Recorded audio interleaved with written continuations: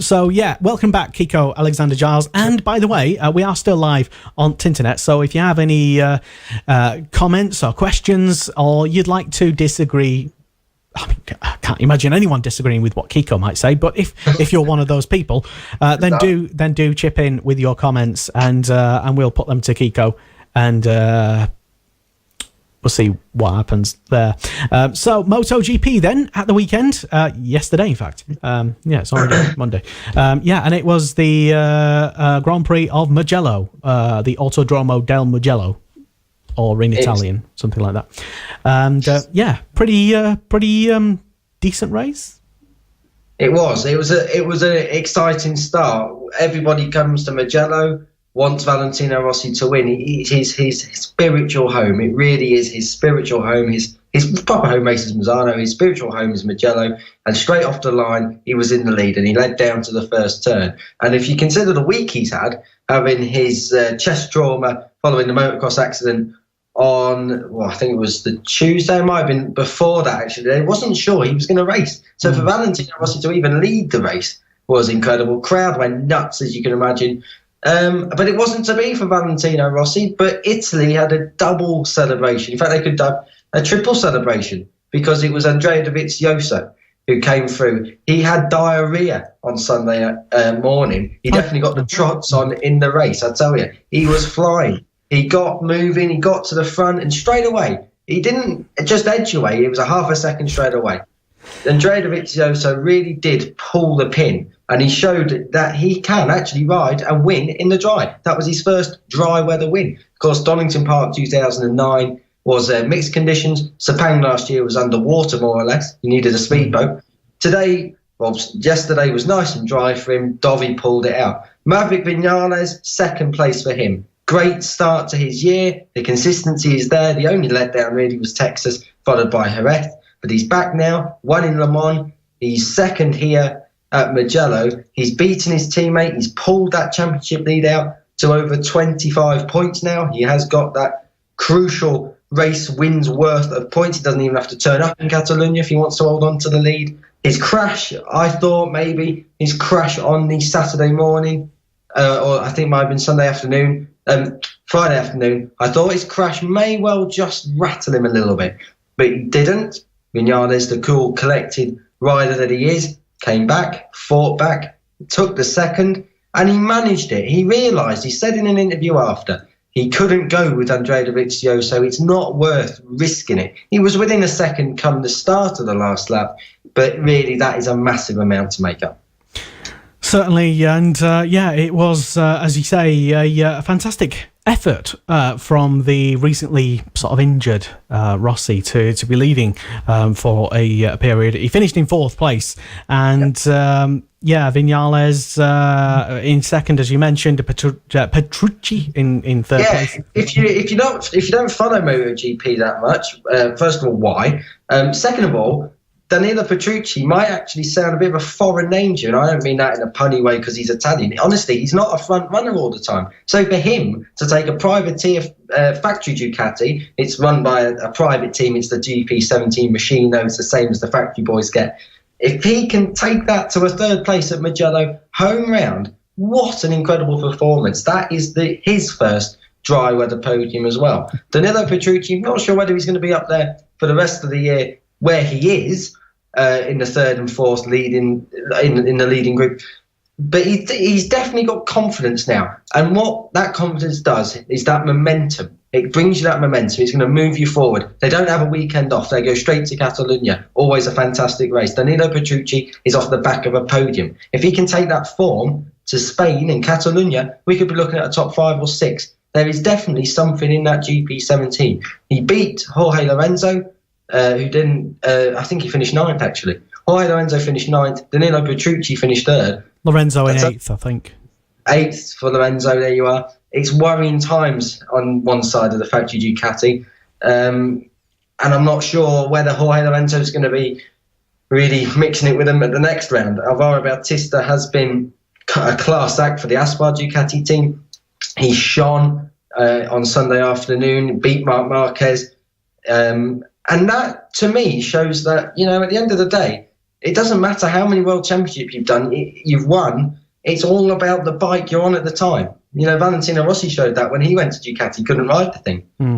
You know, Andrea Iannone, top class rider, can't ride a Suzuki. Same Jorge Lorenzo. He's won all these championships, but at the end of the day, he can't ride that Ducati as he wants it. They're still struggling in the mid-corner speed.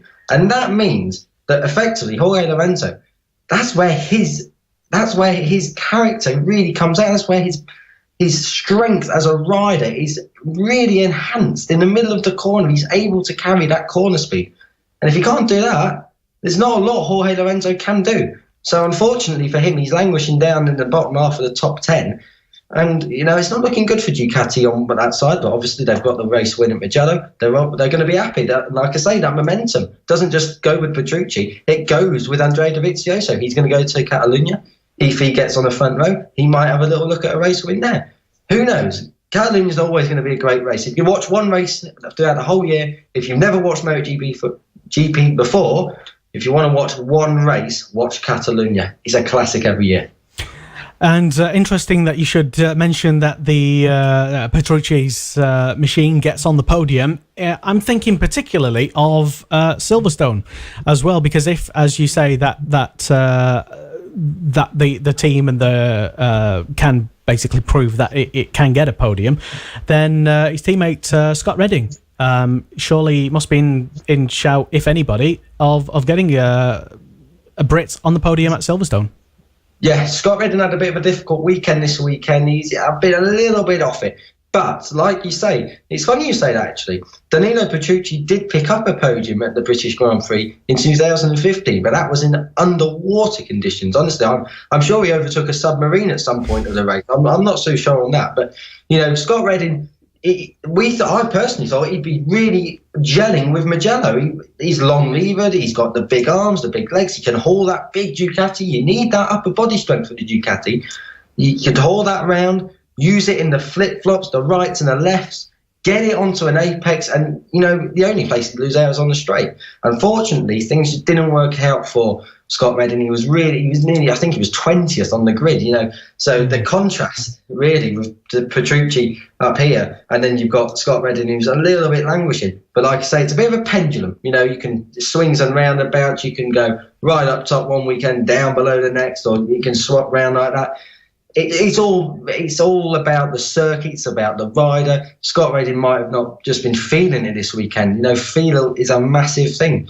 So going to Silverstone, Scott likes a circuit. This is late in the year, obviously. Scott likes the track. Danilo Petrucci's had form at the circuit. It's all in the air. And for the time we get there, really, it's going to be one to watch. Definitely, the British Grand Prix is always a good one as well. Just looking at Scott Redding's previous British Grand Prix results for the past few years, and going back to last year, I think he finished in 17th. Obviously, different machines throughout the years, obviously. His highest place finish in MotoGP, I think, was in 2015, where he finished in 6th.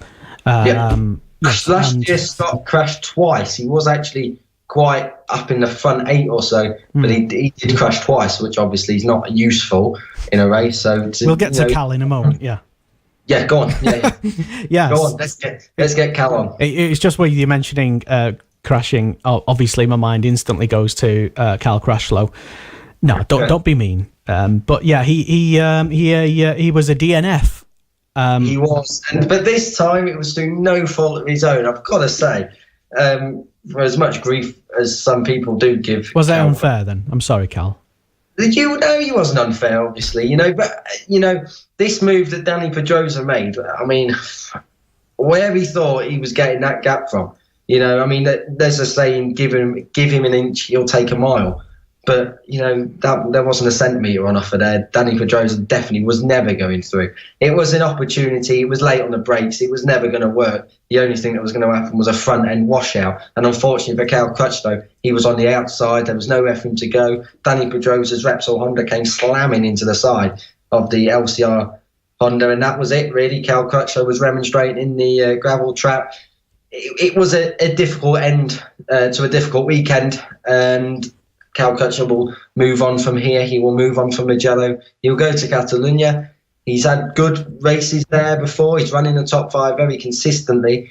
And now really, it's about picking yourself up again and moving on. He had a difficult Jerez, but let's not forget he's a podium finisher already this year. He's had a 3rd place in Argentina. The bloke has pace.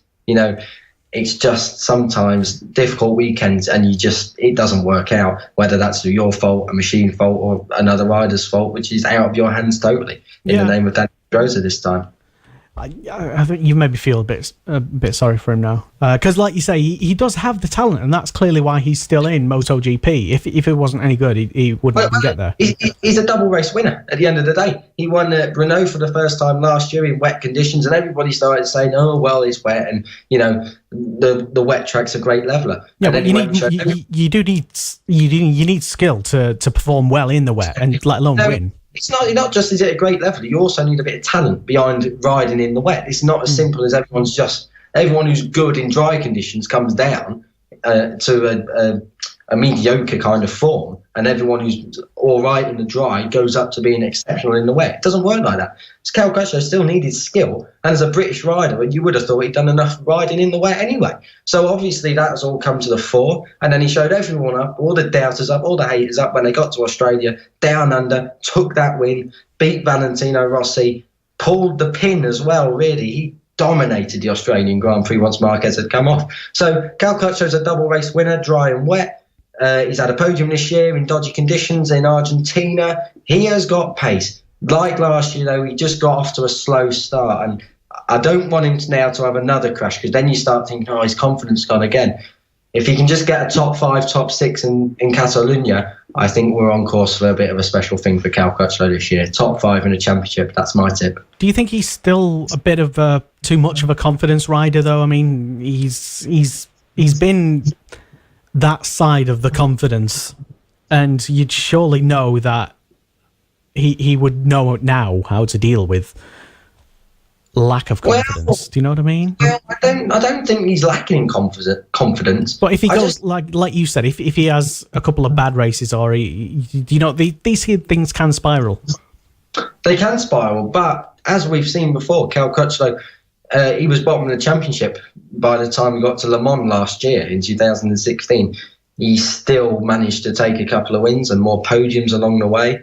Cal Crutchlow is a top rider. We're going to get to the halfway point, and I think, to be fair, he's going to have a great... If he can get to the halfway point, which is a German Grand Prix at the end of June, start of July, 2nd of July, if I'm not mistaken. This month, yeah.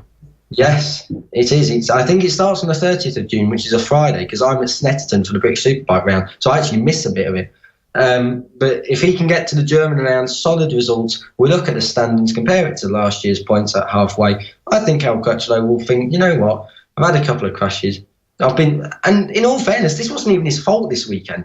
Danny Pedrosa was wayward. He was out of control. That Repsol Honda was a wrecking ball coming in there at the side of Cal Crutchlow.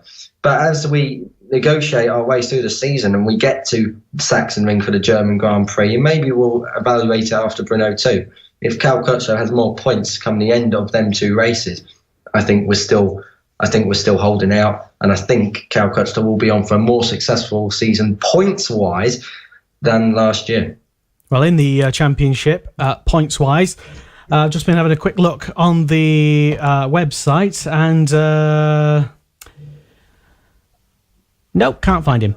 There he is, in 10th place, actually, yeah, with 40 points. So yeah, he's kind of a difficult one to predict, I suppose, isn't he? He is. I mean, we're a third of the way through the season now, so what he's got to do is look at it and think, you know what, a couple of podiums in the next 6 races won't go amiss, and you know what, I'll push for a win in dodgy conditions somewhere else. Let's just be clear, this weekend was difficult as well for him. You know, he was top of free practice at the end of Friday, and then suddenly that script was ripped up, that formwork was ripped up. We got to Saturday, and he was out of it totally. He had to go through qualifying 1. He was pushed out. I think he qualified 13th, and it was always going to be difficult. And I hope he's a very motivated rider anyway. Keith Ewan says in commentary, he grits his teeth. He really does grit his teeth. He digs in deep. And I think now we're going to get to Catalonia, and he's going to do the same. He can't allow this to knock his confidence at all. A terrible weekend and then being taken out, you've got to look at it and think, well, he was actually closing the group ahead of him. So Cal Crutchlow definitely had late race pace. If it wasn't for Danny Pedrosa skittling him down into Scarperia, the right-hander, after the 2 Arrabbiatas. Championship-wise, and it's Viñales who's leading by, I think, 26 points at the moment after yesterday's Grand Prix. Dovizioso in second. Viñales leading, incidentally, on 105 points. Dovizioso in second on 79 points. Rossi in third, just a few points behind Dovizioso, and then it's Marc Marquez in fourth. Pedrosa in fifth. Johan Zarco in sixth. George Lorenzo, as I always call him, in seventh place.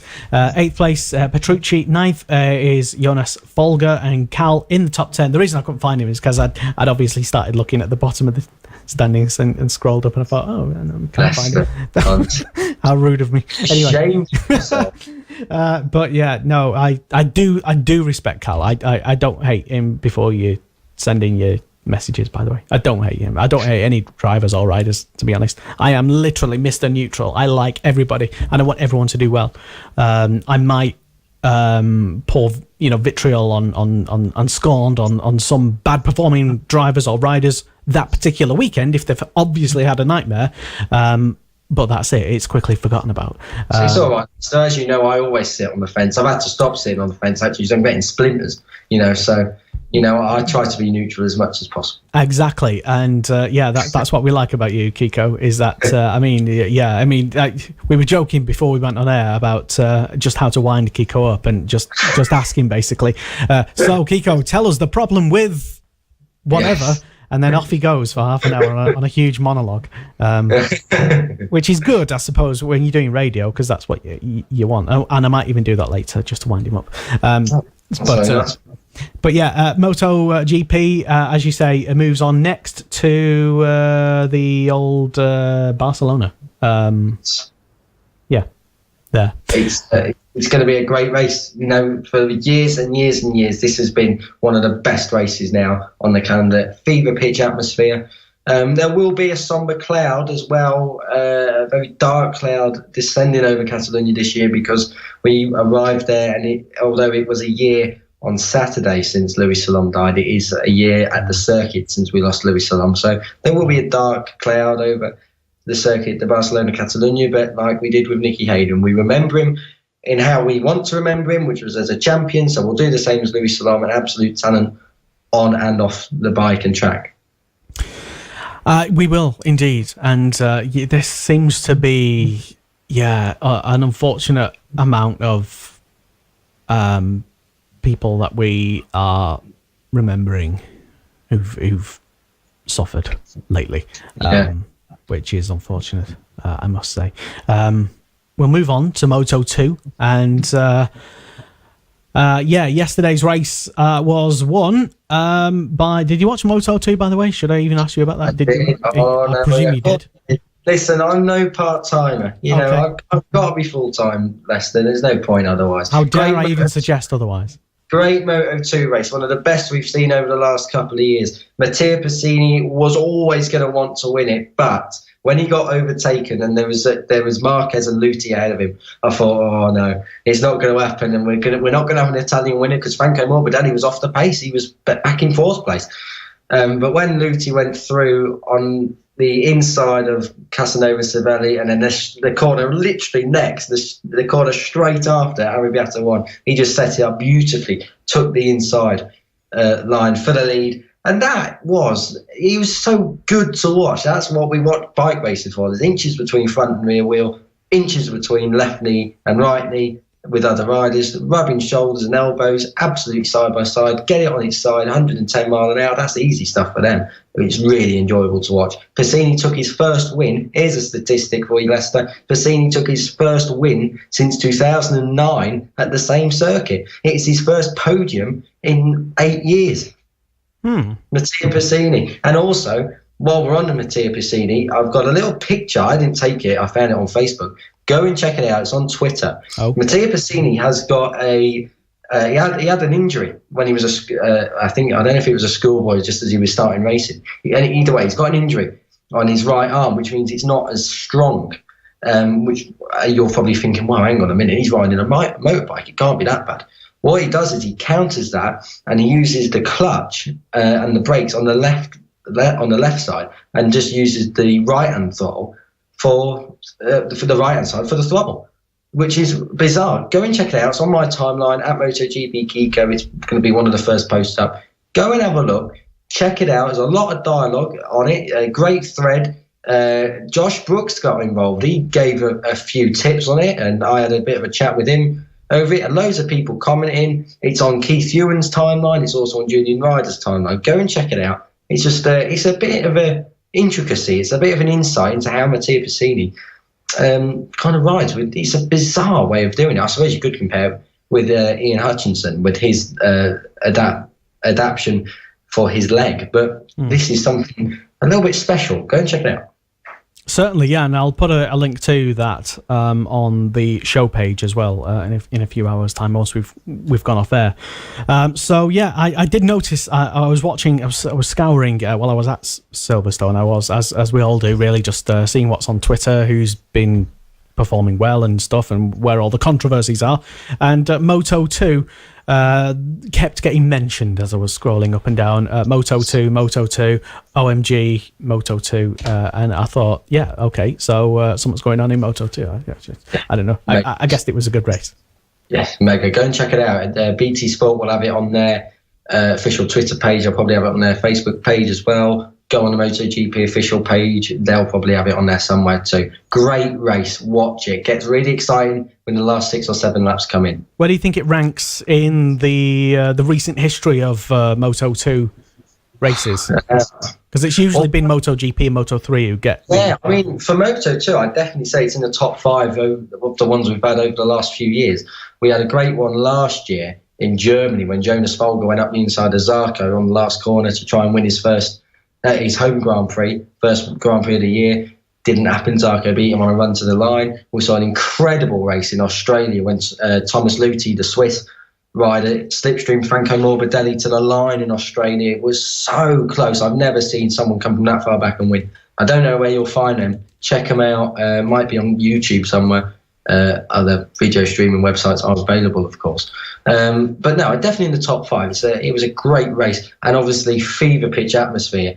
Italy, Italian rider takes the win. What more do they want?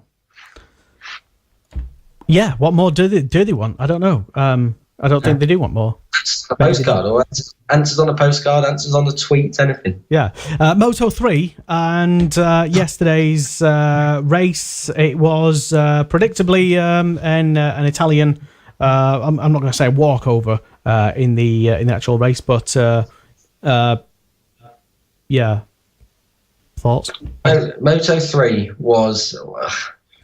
I can't remember the last time we saw a whole grid battle it out for a win. It was like watching IndyCar, just with bikes. You know, it's incredible. They're the memories that I've got of Moto 3, an entire grid for like 95% of the race. More than that this weekend. Literally, Mugello always throws up a cracking Moto 3 race, but this weekend was something on another scale. It blew every other Moto 3 race out of the water. They were 9 or 10 abreast going down into the first turn. Riders barging in. There wasn't that many crashes either. They were all very neat, very tidy. All the moves were fair. Bit of an elbow here and there, bit of contact. That's what you want. Great racing. Slipstream to the line, though, was not an option. I thought second is going to win. If you're coming out the last corner in second place, you normally get slipstream to the line and take that win. Take it via the slipstream. But Andrea Migno's KTM absolutely dug in. It dug in and it held off Fabio Di Gianantonio. Di Gianantonio wasn't that bothered. He was all getting 10 metres past the line. He was tapping Migno on the shoulder. Well done, well done. Migno went nuts. The Italians went mad. They had a 1-2, which was the first 1-2 in the lightweight class at Mugello. First Italian 1-2 in the lightweight class at Mugello since 2000, when Roberto Locatelli beat Mirko Giansanti. That's how long ago that has. We all remember that. Oh yeah, oh yeah. Obviously, I do. I was probably watching it while I was having some baby food or something. But no, it was an incredible race, record-breaking race as well. And it's going to be an incredible year now. Joan Mir, the championship leader, finished down the order. John McPhee finished ahead of him. The championship is condensing up again now. It's Romano Fenati who I'm more worried about. He was up the sharp end for a lot of the race. Faded back rather dramatically. There was a big change. I think with 5 laps to go down into the first turn, there was streams of machines side by side, and Fenati got the blunt end of the stick on that one. I think he finished 13th. That's not what Romano Fenati needs, as we are, like I've already said, a third of the way through the year. He needs more than that. And I think maybe if anyone can challenge Joan Mir now, you're looking at John McPhee, you're looking at Fabio Di Gianantonio, who's moved up to third in the series, or Andrea Migno. He's got momentum. We keep saying this thing, momentum. He's going now to another race. He's not having a weekend off. There's no 2-week break. He's straight in Catalonia off the back of a win. That momentum, that confidence that he will bring to Spain may well just turn into a win for him. And before you know it, he's already closing on Joan Mir. Interesting to see how it all develops, and I was looking at the split times on the MotoGP website, and there was 7 tenths, about 7, just under 8 tenths of a second separating the top 9 riders in the race, which is not unusual in Moto 3. It has to be said. I'm sure I've seen closer finishes than that, probably, but just underlines and emphasises again what Kiko said, in that it was a pretty good race. It was incredible, really was. Championship in Moto 3, and it's Mir leading on 108 points. No one else near him at the moment. Can anyone catch him? Probably so, yeah. This is Moto 3, like we say. I think he finished 7th or 8th or 9th maybe. It just takes another one of them. Don't forget, Catalonia has a huge front straight. It's massive down there. It's almost like a runway. So if you can get a good slipstream down there, then you could be 10th going into the first turn. It's difficult to pass in Catalonia. That's what makes it so exciting, because when you do get a pass, it's almost a bit shoulder to shoulder. Whether Mir's going to really lose this championship lead, I don't know. There's a lot of races left. There's 2/3 of the series left yet. We're going to have drama. We're going to have fireworks. We're going to have crashes. And hopefully, for fans and for journalists like me, we're going to get one that goes down to the wire, because that's what this sport needs. This is what this sport is all about. It's about a battle right to the end. We've been denied it for the last year. In 2016, we had a great one in 2015, though. Let's get it back to that 2015 when Danny Kent took on, or Miguel Oliveira took on Danny Kent. Let's try and have something like that, maybe with 2 or 3 bikes. Who knows? Yes, indeed, and I would imagine certainly Moto 3 doesn't really need that many more close finishes. It is kind of dramatic enough, and kind of always kind of has been for the past few years, certainly. But more action is we'll never say no to that, basically, will we? So more drama and such. Just having a quick look at some of the comments that have flooded in on our Facebook live stream. Hello to Freddie Hewitt, who's tuned in at the moment as well, and commenting about the cars that we were talking about earlier. They have 4 wheels, Kiko, by the way. And Thomas, was that have a steering wheel? Ah, yes. Oh, that old chestnut. Kiko wins. That's how I know about cars. Anyway, yes, and a big hello to Thomas, who I presume is Polish. Sorry if you're not, but he's talking about Robert Kubica, who's making his Formula 1 return in a test, his first test since 6 years ago in Valencia in a 2012 spec Lotus. The reason I didn't want to make too much of a big deal out of that, Thomas, is because he's past it now. Let's be honest. Anyway, Formula 1 aside, because we want to stick to the entertaining sports, Lester. The ones where actually get passes in the race. There you go. Entertaining sports. What do you think of that? I always sit on the fence. I'm never ever on one side or the other, as you can tell right now. Why not? That's why you're here, basically. I mean, if Nothing wrong with opinions, certainly. So moving swiftly on, because I realise that we're getting quite close to the 2 hour mark, and not that we have a time limit on Tinternet, but you don't want to be hanging around watching a stream and people's attention spans and all that sort of stuff.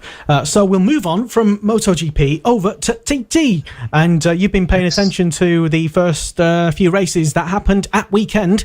Kiko, what happened at weekend?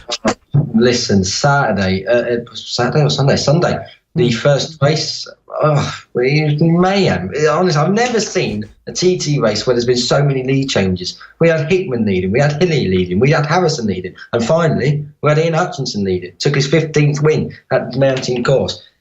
Surpasses Mike Hailwood now. He's something else. I spoke to him, and you speak to Ian Hutchinson, and he comes across the most unassuming, unlikely motorcycle racer there is. But he is something else. I was watching the highlights on ITV4, the one every night at 9 o'clock, watching them, and you know what? He's absolutely caning it. Every single part of that story. That sounds like an obvious thing to say, but he's a joy to watch with anyone, any motorcycle rider at the TT, when they are hitting them apexes, making it sing, that BMW sing, or whatever bike they're riding. Absolutely. An inch out of line for Ian Hutchinson, and he's messy. That is just incredible to watch. Got to give a good shout out there. I was looking at my notes. Dunlop came back today. Michael Dunlop retired his Bennett Suzuki out of the race yesterday. Came back today. He said it was time to make a stand. He made a stand. He took the Supersport win. Ian Hutchinson's won the race for the last few years. So nice to see Michael Dunlop up there, and that's just created that little bit of rivalry. Hutchie on one, Dunlop on one. We're going to go into the Superstock TT tomorrow, and it's going to be side by side, I feel, for that. Peter Hickman took his first podium yesterday on the Smith's BMW. Smith's first podium as well at the TT. Their first TT. Great stuff from them. Harrison and Hillier. Harrison was a leader for most of the TT yesterday. Great stuff from him. The Supersport race today, like I say, went to Dunlop. Hutchie was only fifth in that, so momentum is with Dunlop coming into tomorrow's racing. Quick shout for Josh Brooks, has absolutely been flying on the Norton. I've honestly 7th and 8th for the Nortons. Dave O'Johnson coming back from injury, and Josh Brooks I know very well. Absolutely riding the knackers off that Norton. He's been on fire, and he looks good on the Supersport Honda as well. So all in all, the TT's been incredible. One point I would like to touch on now, and it's a point that I think a lot of us expected to make. The Honda, the new Fireblade SP2 is turning into be a nightmare. It really is. It's turning into be a bit of a disaster. I'm just looking at my notes. Guy Martin had a massive crash at Dorman's Bend yesterday. False neutral. A false neutral kicked in on the new Fireblade. Yeah, he's not so happy with it, is he? No, he got chucked off it. He's bruised his wrist. I thought it might be broken. He's had to pull out of the TT0 practice tonight to let it rest up.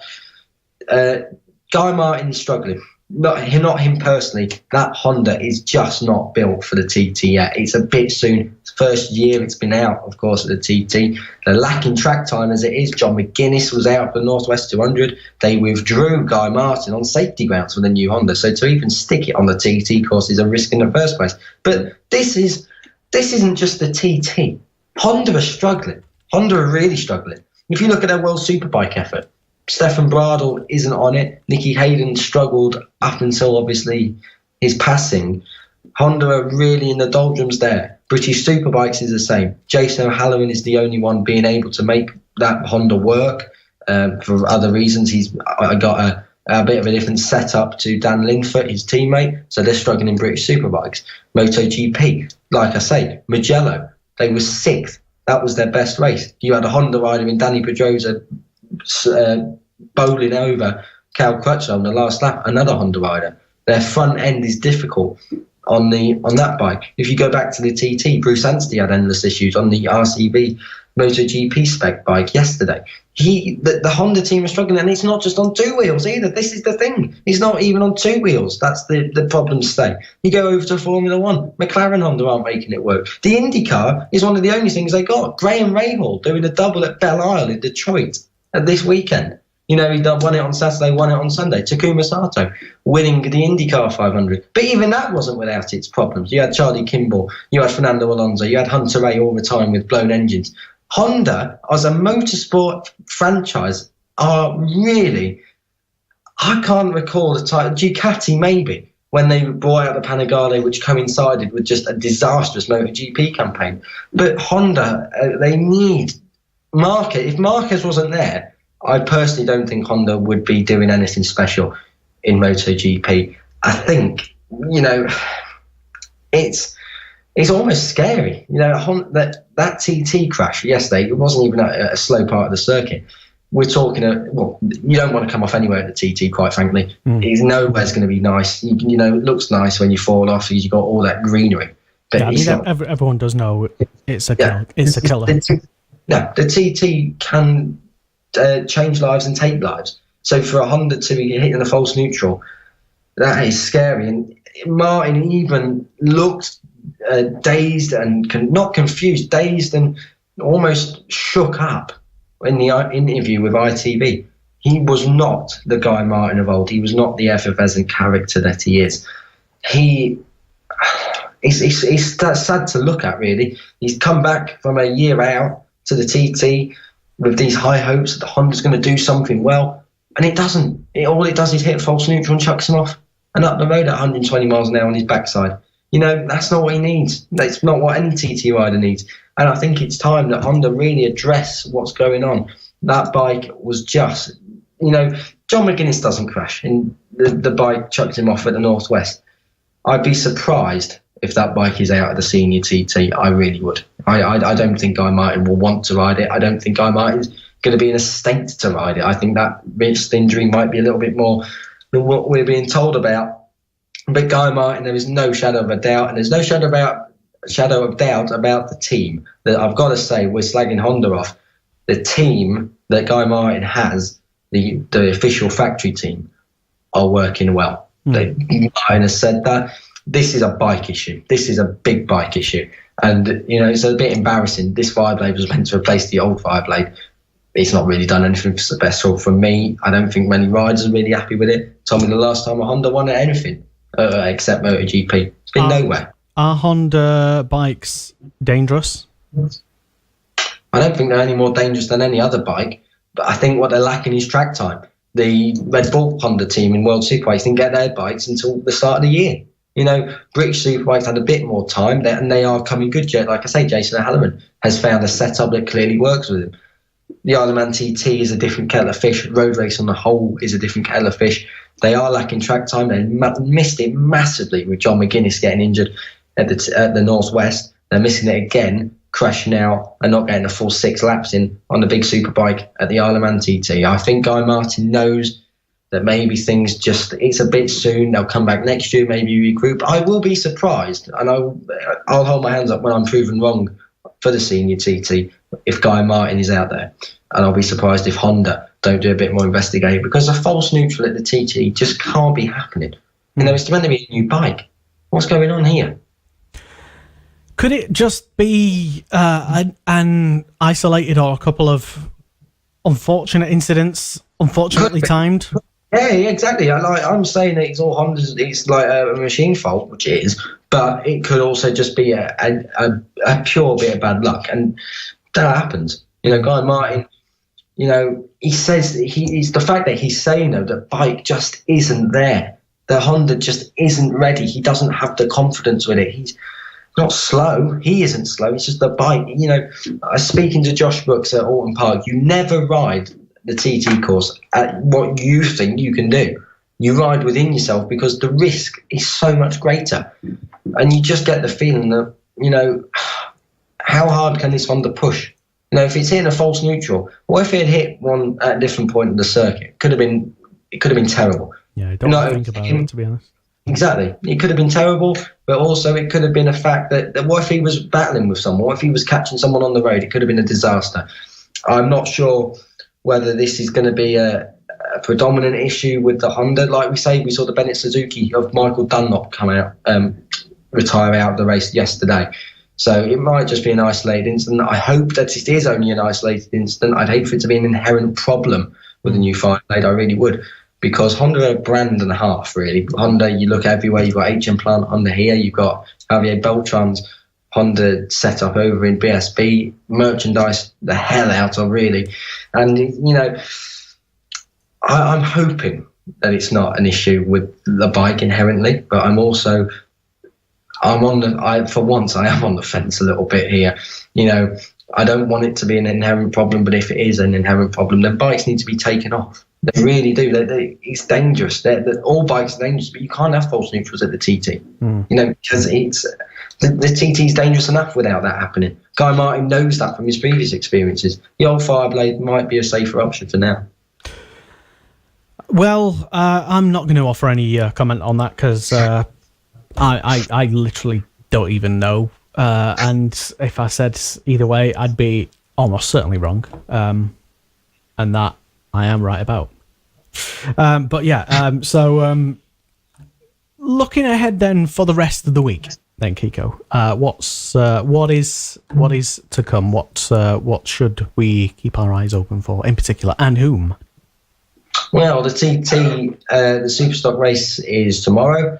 That was won last year by Ian Hutchinson, and I think we're looking at another Hutchie Dunlop Classic. It's turning into a regular occurrence now at the TT. It's turning into a rivalry at the TT, and that's what the fans want. Whether they want Michael Dunlop or Ian Hutchinson is down to them, and I think it's pretty equal on both sides.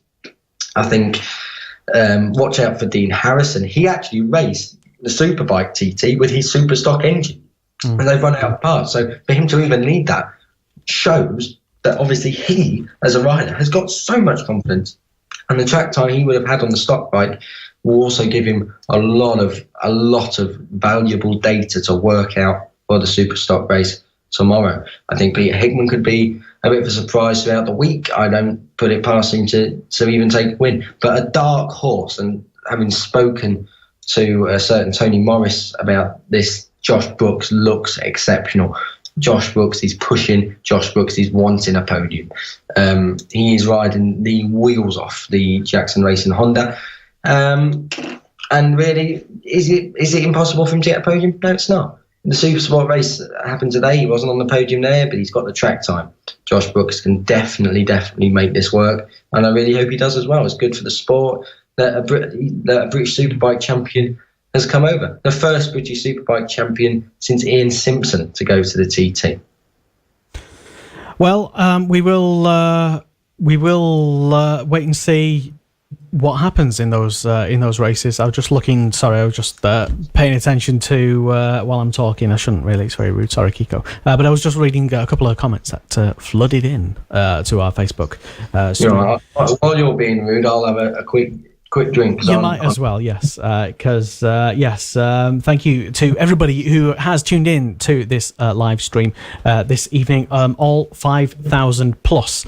Wow. 5,000 so far. Yeah, I don't know where the hell they came from. But how many people did you pay last time? What's the budget? Yeah, that's what I mean. I only paid for 2,000. I don't know where the other threes came from. I don't know.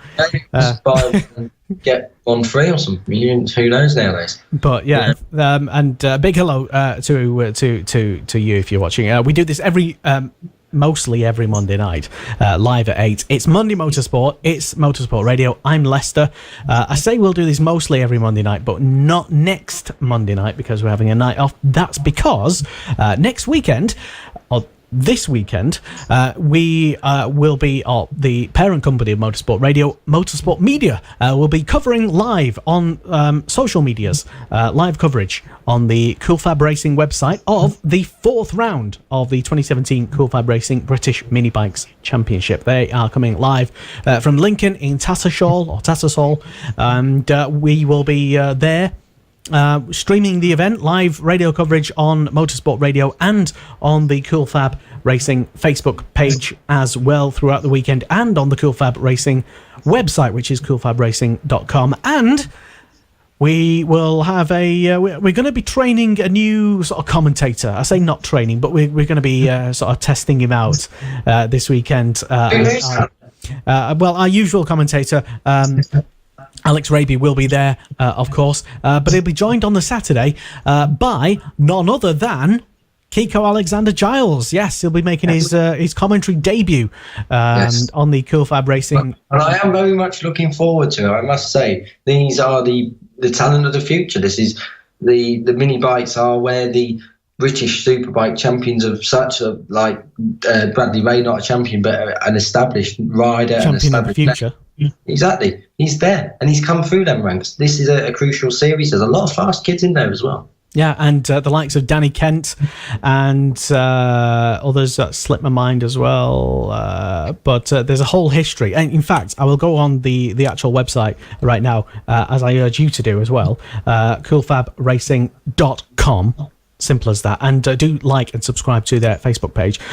So some really, really, really big names who have been through the mini bike championship, as it used to be called Fab Racing. It's now Cool Fab Racing with the Cool Milk sponsorship that have come on board and basically made it into the started a proper bike ladder into motor. And with that, PSP. You've got the talent coming from there, arguably going into the British Talent Cup.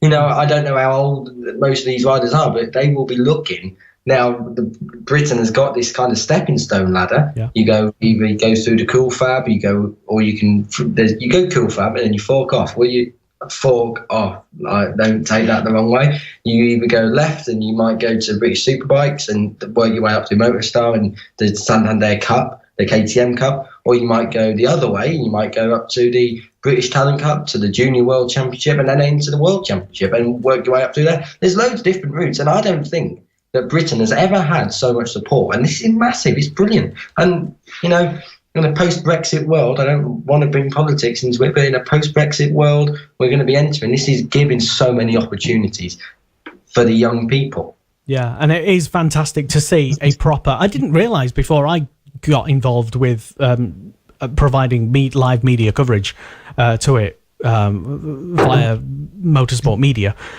that there wasn't the same, that just, it was inconceivable to me that there wasn't a structured, proper, orderly ladder system for young riders coming through, similar to what there is in go-karts, going up to single-seaters on their way to Formula One and other things. And that has now begun to happen with Cool Fab Racing, the British Mini Bikes Championship, and results are already starting to come through as some of the riders. If you look at Italy and Spain, they are ground zero for producing some of the fastest motorcycle racers in the world. So, you know, Italy, Valentino Rossi came through from mini bikes, pocket bikes, started in go-karts originally, went to bikes, mini bikes, pocket bikes, not Junior World Championship, but a national Italian championship, world stage. You've got the CEV World Championship, which Tom Brooks commentates on. He used to do this. You know, he's definitely the CEV is not just for the Spanish riders, I must add. These are people, we've got people from Kazakhstan in there, like Makayachenko. You know, we've got people from all over the world coming in to do the Junior World Championship with the aspiration, with the vision, with the view of going up to the proper World Championship itself, which is great for representation across all countries, opens the sport up to more markets, gets more investment in, we become a healthier sport. Now with the British side of things, we're going to open ourselves up. Oh, where's he come from? Oh, he's come from the British Talent Cup. Well, where did he come from for that? Cool Fab. You know, people are going to start taking this thinking, Jesus, this is a serious thing going on. This is a serious stepping stone. But Spain and Italy have always had that. Just a little bit late to catch on, and that's fine. We're going to make it work. It's going to take time. Look at the Shell Asia Advanced Talent Cup, though, over in Malaysia. It follows the World Superbike Championship round, follows MotoGP around in Asia. Going to be impressive. Yeah, and I'm quite impressed by your knowledge of Kazakhstan riders as well. Oh, well, actually, Kazakhstan have got a bid going on, They've got a bid going on for the MotoGP round. Jorge Lorenzo went to the, what's it called? The Sokol track. The Sokol track? The Sokol track. Yeah, but I don't know what it's called. It's just a Sokol track. Yeah. It's SOKOL. Jorge Lorenzo is the ambassador for that circuit. It's in Almaty, which is the former capital of Kazakhstan, big business area. It's being built. They have the vision to try and do what Qatar's done with its MotoGP and create a destination. That's debatable whether it's done that or not, but Kazakhstan is coming up and it's on the map. There's a lot of circuits actually bidding to take a slot. Thailand is is a mention, and of course the circuit's already there. It's a proven success with World Superbikes. It's a massive fans' favourite for World Superbikes. 80,000 people there across the weekend. And also, again, we're going to bring politics into this. What has happened in Qatar this morning with the diplomatic fallout with other Gulf states might even throw the Qatari Grand Prix in jeopardy. I was going to do an article about that tonight, but I haven't actually had time. So keep your eyes peeled out for tomorrow. Whether the Qatari Grand Prix will be affected or not, I'm not so sure. But with difficulties in being cut out of the region, though, that might open up a slot. It is contracted to go all the way to 2027, I think. But of course, it's happened before. The Bahraini Grand Prix for Formula One, the riots out there in, I think, 2011. It never actually affected anything. It was just that a couple of journalists got a bit scared. But I thought the race was postponed and put on a later date. Was it not? Was it not meant to start the year or something like that? Not really. It was that some of the protesters targeted the hotels of where the journalists and some of the people were staying, and that obviously drove the narrative that the F1 was in crisis at the time because all the journalists felt a bit picked on and blah blah blah. But it went ahead eventually, and there was no problem, and everyone was I think though, it's the journalists being picked on with the Formula One Bahraini affair. He's not as serious as what places like, I don't know how true this is, Saudi Arabia. I do think we're straying too much in towards politics, though. Yeah. See where this is going. No, but if you look at it and what they're being blamed for, you might get a lack of investment into the Qatari Grand Prix. It might become actually unsafe to go to Qatar. So therefore, there will be a slot coming in on the calendar. So who's going to take it? Will it be Thailand? Will it be Kazakhstan? Will it be somewhere else? Will it be South Africa? They've just upgraded Kyalami down there. Who knows? It is straining very far, but these issues are happening. They are happening in the world. We have to look at them. We have to analyse them. It probably won't come off the calendar. It's probably nothing at all. But it's a very delicate part of the world now. And with the cut of flights as well. Let's not forget, it's not just diplomatically. It's a flight thing as well. Are we going to be losing the Qatari Grand Prix in a couple of years? I very much doubt it myself. 99% sure it's going to stay. But there is the off chance that if these things escalate, if this geopolitical fallout turns to violence, the Qatari Grand Prix might be under threat. Doubt it. Could happen though. I'm sure you will keep a beady eye on things, all things, and the eco-political all that sort of stuff. By the way, for more of Kiko's musings and thoughts online, do check him out at the Pit Crew online. And what's your social media things again? At MotoGP Kiko is my Twitter. Kiko Alexander Giles is my Facebook. If you're that bothered about looking at me and my lunatic dog, it's Kiko Giles on Instagram. Apart from that, there's nothing really that much more interesting about me. You can find me annoying people somewhere else, I suppose.